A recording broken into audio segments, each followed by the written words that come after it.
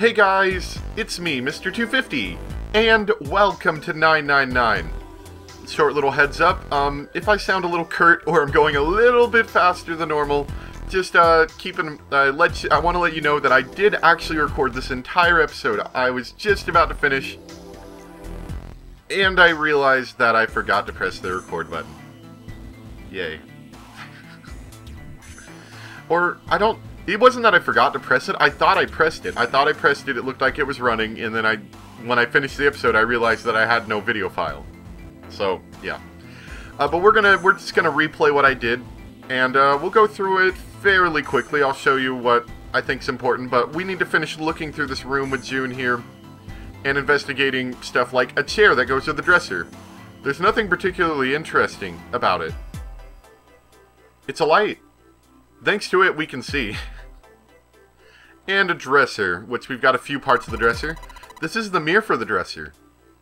And now she's playing with her hair. Does she even realize she's doing that? Hey, we don't have time for that. Come on, it's not like there's anyone here you need to impress. Yes, there is. Who? What? Why are you so quiet all of a sudden? Forget it, Jumpy. Jumpy's really bad at reading the women. And it's a dresser. There's nothing on top. But what might be important is what's in the dresser. We found ourselves a dresser key. Yay! Okay. So, as far as I know, that's all we got in this room to do right now. So we need to, well actually, there was one little interesting line of audio in here. We closed the curtain while we're in it. Shower curtains, huh? Let's try closing it. And doesn't look like there's anything there. Now I can see the full expanse of the shower curtain in all its waterproof glory. There's nothing suspicious. It's just like a normal old shower curtain. A narrow shower. And I'm standing in it with June. This is awkward. Time to open the curtain. Not as awkward as you made it, June. It's your fault. Alright, so we're gonna head over to the other room. Jumpy, where are you going? I was thinking of going over to Lotus's room. Why? What do you mean, why? I'm just gonna go check up on them. Is there something wrong with that? Well, no. Come back soon. Sure thing. I'll leave the rest to you. Sure. Leave it to me. Alright, off to the other room. So now we're in the other room. We're going to take a look around here. I already know what we need in here, but I think half of the fun of this game is looking around at the different items and seeing what is and isn't important. Looks like a valuable vase. Empty, though. There seems to be a room on the left of the vase, which is the bathroom, which we'll investigate in a minute. It's a tile with a black and white pattern on it. And there's a square tile in this frame. It's glued in there quite well. I don't think you can take it out. So yeah, we're not gonna be doing that right now. Let's go in the bathroom. This is the bathroom wall. The whole wall is covered in these square tiles. And let's check everything. This thing's a little shelf for putting soap on. That's the shower knob. I tried turning it, but no water comes out. And whoa, look, Jumpy! There's a mushroom growing out of the wall. That's a shower head. Idiot. Okay. Let's turn around, so, you'll notice we actually don't have a shower curtain here. This room doesn't have a shower curtain. This room? Well, there were shower curtains in the bathroom that June was checking out. But you're saying this bathroom doesn't have any. Yeah, that's right. There's probably a reason why. Dum-ba-bum. Some toilet paper. We've got 2 rolls, I guess. I wonder if she says anything else. I was, one for business, one for fun. What? Is there anything in the toilet? Guess not. The tank's empty too. There's, I said this last video, but I'll say it again. There's... Some of the items in the game have multiple, like you can click them multiple times and they'll have different sayings, which is kind of funny, and I'll show you one whenever we finish this playthrough and we do it again, which I'll be skipping around in, but I'll show you some that are in the first area that we had to escape from, which are apparently quite funny. There's a display case over here. Check it out. These plates look really expensive. You want to take a look? Sure, why not? I got nothing better to do. Now you'll notice, the rest of the stuff doesn't really matter much. But there's a little plate right there, a little tile, that will fit into that picture frame that we saw that only has one tile. I think I've seen it somewhere. Yeah, I know. Kinda looks like the one we saw in the other room. Wink wink, hint hint. But we can't do anything with it yet. Sofa. Hey, check this out.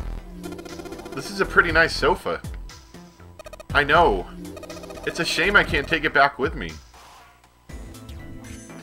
I don't know why everyone seems to want to steal things. Okay. Nope. We have a candle on the table here. A candle with a candlestick. This might come in handy. It could come in handy, I'm sure. It will come in handy. Okay, table. It's a round wooden table. And, oh, there's one more line. Sorry, I forgot about this one. Ugh. It's not opening. Alright, you. Grab that side of the table and I'll get the other. Let's smash this. I don't think that's going to work. That looks like tempered glass. I don't think throwing a table at it is going to break it. So, throwing a table at it won't work, unfortunately. Hey, Junpei. That room's pretty dark. Don't you have something that'll give us some light? Something that'll give us some light. I wonder what it could be. I know. If I use, these matches to light the candle, we get a lit candle, whee! Which has the ability to spin. We also lost our matches. Apparently we're bad at lighting things on fire. We have to use the entire match set to do it. But anyway, now we can enter the somewhat darker room. I don't really know if a candle's that necessary, but apparently it is. Awesome. With the light from the candle, maybe we can take a look around over there. But it gets so hot when I hold it. Now, I had an issue with this the first time. I'm like, come on, Junpei, you're such a baby. Candles aren't that hot, but then I realized maybe it's really hot in this boat. Maybe they don't have air conditioning since it is supposed to be replicating the Titanic. So maybe it's pretty hot in here anyway, and then adding a candle is making it worse. Possibly, I don't know. Just an idea. I want to put it down. Well, why don't you set it on top of the dresser? It's flat there. At least it won't fall over. Oh yeah. Good idea. So we will set the candle down right quick. Hey! It got pretty bright. Now we can look around a little. Now there was one thing I wasn't able to investigate last time, and you'll see why in a minute, so we're going to investigate it first. A bottle full of water. I don't think we're going to need this for anything. And, hey Junpei! It's a cupboard. It's a cupboard. How do you say that? Cupboard? Cupboard. Yeah, cupboard. There's a cupboard in here. Are you alright? Oh, don't give me that. Come on. A cupboard in a bedroom can only mean there's a safe in here. Really? There's nothing in here. Got me all worked up for nothing. That was your fault for getting worked up. There's a picture of an old cruise ship. Is it the Titanic? Okay. Not that it's important or anything. It's a light, man. Can't you figure that out on your own? Hard to tell if it's burned out or not. Of course, now that we have the candle, I guess it doesn't really matter that much anymore. Indeed. Let's take a look at the dresser over here. This is the mirror for the dresser. Dang straight. Nothing weird about it, though. The candle is burning fast. Its beauty melts my heart, but this isn't the time to be enjoying the soft glow of a candle, I suppose. We better make detailed investigation of the room before it goes out. Now, I find it a little weird that they're worried this candle's going to go out, because I've used candles before, and they generally last a few hours. But, as we'll see in a bit, not all candles are created the same. There's a lit candle sitting on top of the dresser. Okay, and the dresser drawer, it's locked, so we're going to take that key that we got. Let's see if this... Yes! Yes, it worked! And inside the dresser, we found a plate. Which is cool, because we'll need them later. Anyway, let's get the main thing that we needed out of this room, which is on the bed. Hey, Junpei, there's something on top of the blanket. 2 pillows in a pile. Oh. A pile of pillows. What? Is that supposed to be some kind of joke? Hey, calm down. Best joke ever. And a curtain, which this is kind of useful, I suppose. Anything under the blanket? Nope, nothing suspicious here. Huh? Hey, what the heck? It just got dark all of a sudden. Maybe the candle got blown out. We should go see. Because we can't see it from here. There's a candlestick covered in melted wax on top of the dresser. Hey! What's this? The top of the candlestick looks kind of weird. You're right. It's all bumpy. And it turns out, in fact, that it is a key. That candle melted really fast. Okay, let's exit. So over here... Whoops. We have the candlestick key. We can use it here to unlock this place. Yes, it opened. Alright, pull that open. And now we can grab the tile, or the plate. I keep calling them tiles, they're plates. There you go. Hey, Junpei, you got a minute? Santa had shown up out of nowhere and gave Junpei no small start. Here, take this. Santa pulled something out of his pocket. It looked like a bookmark. It had a 4-leaf clover in it. What is this? I found it in between some of the cushions on the sofa. Pretty sure it ain't gonna be of any help to us, but I figure we might as well hang on to it anyway. Then why don't you hold on to it? Santa gave him a smile. You know what I hate most in the world? I got 4 things. Hope, faith, love, and luck. Hope, faith, love, and luck? Dang straight. And you hate those things. Yeah, you got a problem with that? Not really, but Junpei tried to figure out how best to phrase what he wanted to say. What does a bookmark have to do with any of that? Santa scratched the back of his ear and looked awkward. There's a lot of awkwardness going on here. Well, see, each leaf on the 4-leaf clover has a meaning to it, okay? And that meaning is pretty much those 4 words. It's like a flower language. Well, I guess it's not a flower, is it? So, a leaf language, I guess. Yeah, you could call them leaf words. Leaf words? Junpei looked at the bookmark. Hope, faith, love, and luck. So, yeah, I want you to take it, okay? Just touching it gives me the creeps.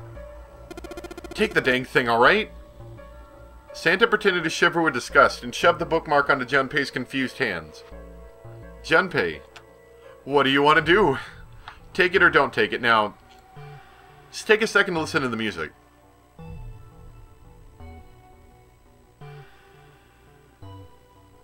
It's a little creepy, isn't it?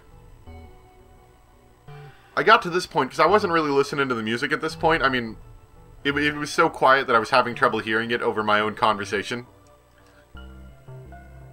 And I got to this point and I waited for a second to think, and I heard the music and it really creeped me out, which it's kind of a little odd that he's, like, just considering this a decision. But like before, I'm going to take the 4-leaf clover because I don't want my story to change from what I did last time I recorded. So we are going to take it. Decided to take it. After all, why shouldn't he? It's just a 4-leaf clover.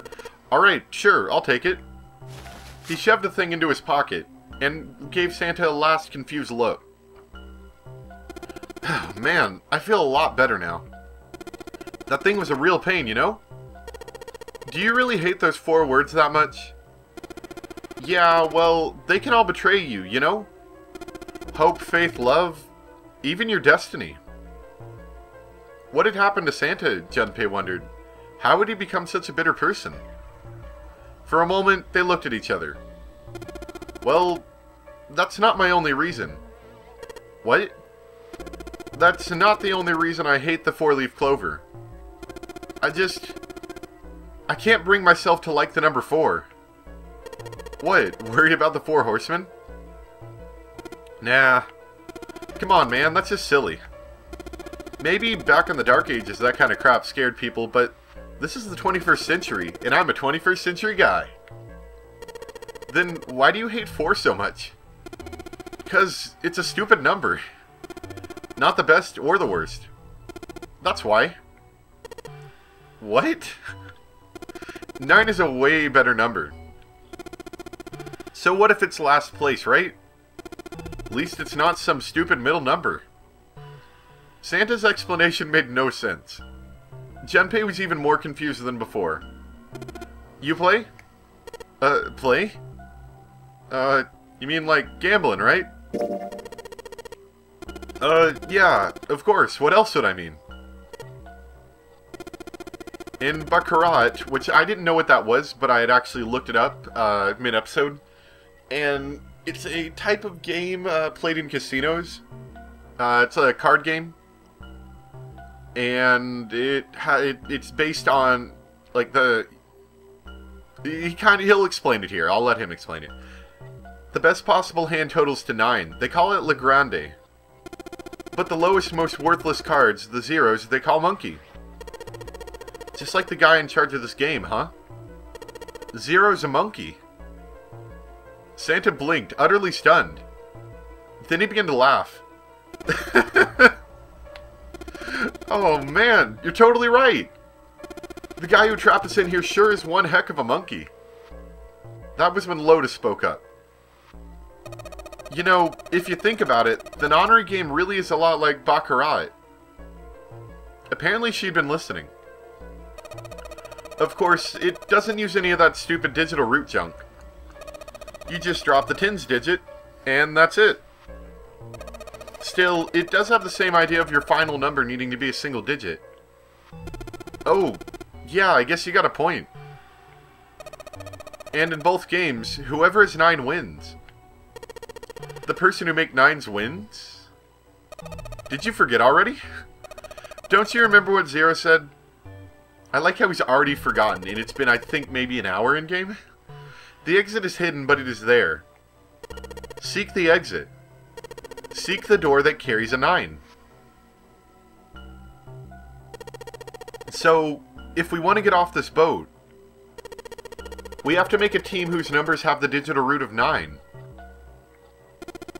And only the people in that team are going to make it out alive.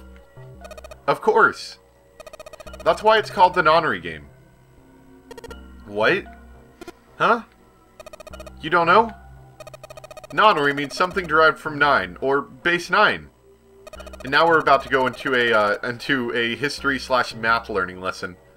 It's derived from the Latin prefix nona, which means 9. While we're at it, the prefix for 1 is uni. You know, like unicorn. The horse with 1 horn. 2 is bi, like binary. Binary means composed of 2 parts. 3 is tri. I'm sure you've heard of that one plenty.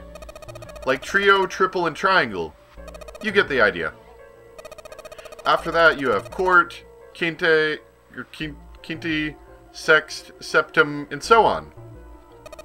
And of course, the prefix for 8 is octo, like octopus. It's called that because it has 8 legs. Get it? I see. So then, nona means 9. Lotus nodded. So, how many of us are trapped on the ship? That'd be 9. And what are the bracelet numbers we have? They go from 1 to 9. And our time limit? How many hours did we have? Actually, hold on. I know this is a weird break, but I just thought of this. Last time I said I'd find out how to access the map. You can only access the map during story sections, and I think... Yep, this is a viable section. So let's take a look at the map, because we haven't looked yet. Touch the colored area on the bottom screen to display an enlarged version of the rune map. Wow, this is a big ship. Okay, so that's... What is that? I don't believe we've been there. I don't know where that is. This is the B-deck staircase that we used to... That we were spent about an hour in or whatever. This looks like a gambling room. Oh, it's the casino, kitchen, second class cabin. Is this where we're at right now? I think we might be. Anyway, oh yeah, I was gonna say something. I did think it was funny that at this point in the game, they're probably at around 2 hours down. And we are about 2 hours down in our Let's Play videos, which I kind of find that kind of cool, that as the game progresses, it's literally taking as long as it's taking in game. At least for now. I just thought that was interesting. Anyway, let's continue with the conversation. Zero said 9 hours. And finally, to get out of the ship, we need to find a door with a 9 that's hidden somewhere in the ship. By making a team with a digital root of 9. Lotus nodded again. And there you have it. The number 9 is everywhere in this game. He's got a real theme of 9s for this whole thing. No wonder it's called the Nonary game. Somewhere far away, Junpei heard the creak of stressed metal. It sounded almost like Zero laughing at them. Or the sad, desperate scream of a pig headed to the slaughterhouse. Not morbid or anything, just slightly creepy. Anyway, let's go put up that curtain that we got.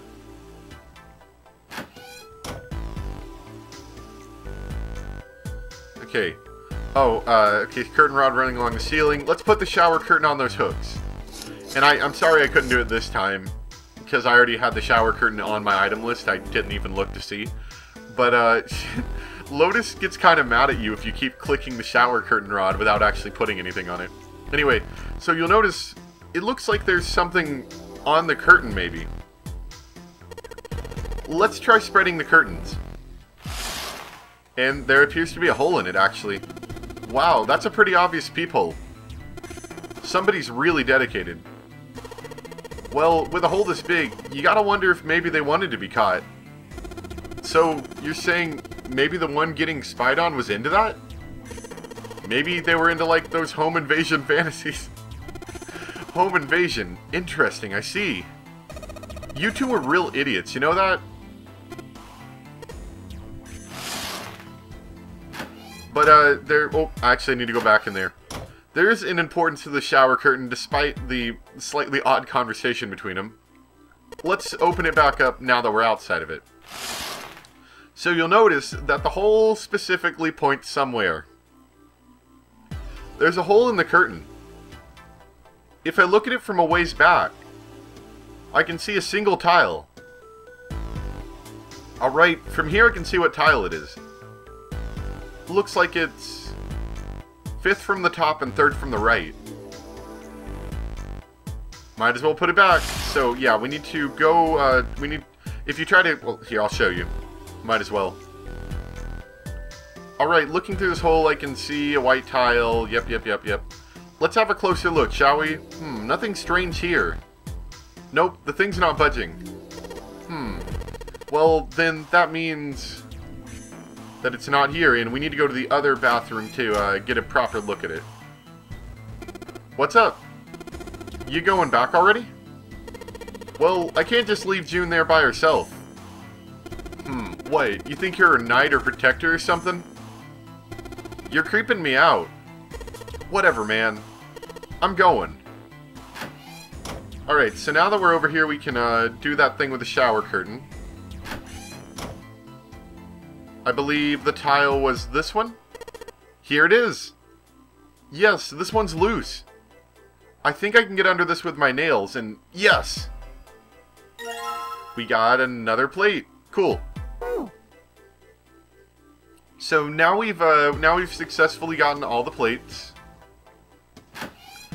And now we can go back to the other room, the exit. Lotus and Santa are in the room on the other side. I'm gonna go check up on them. See you, June. Didn't even look at you. Okay, so now that we've got all the tiles, let's go look back at the picture. There's a tile. So I guess I'm supposed to put the tiles in the empty spaces.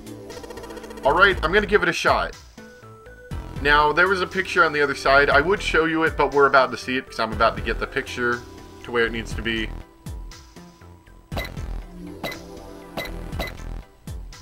Probably. There we go. Okay, that's what the picture's supposed to look like. And that actually went a lot quicker than when I first did it. Yes! I did it! There, picture complete. And there goes the frame. What's this? What do you mean, what's this?